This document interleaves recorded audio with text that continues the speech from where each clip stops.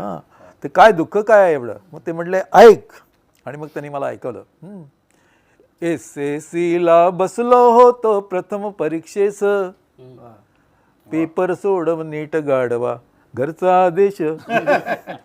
Paper पहिला घंटा पहिली क्षण उत्सुक्याचा, पण माझ्या पुढती नंबर होता शुभदा जोशीचा.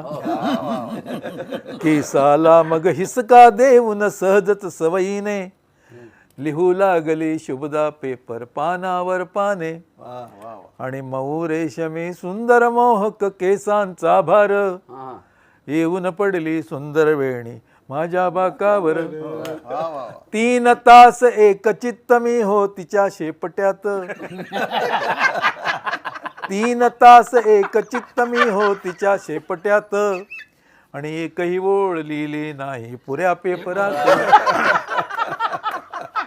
शेवटची ती घंटा होता आलो भानावर, आणि कळले आता जगणे आपले गावी खेड्यावर. केसाने त्या गळा कापला अलगदची माझा, केसाने त्या गळा कापला अलगदची माझा, आणि पिळीत बैलांच्या शेपट्या बसतो हा राजा. पिळीत बैलांच्या शेपट्या बसतो हा राजा. पण एवढीच काही ट्रॅजेडी नाही, याच्यापेक्षा मोठी ट्रॅजेडी आहे.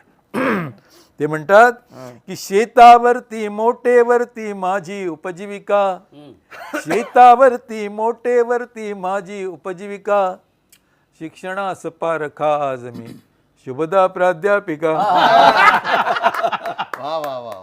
तेव्हा मला हल्ली कधी संजय छान लांब केस असलेली प्राध्यापिका बघितली, मला असं मनात येतं की हिने कोणाला तरी शेतात पाठवलेलं.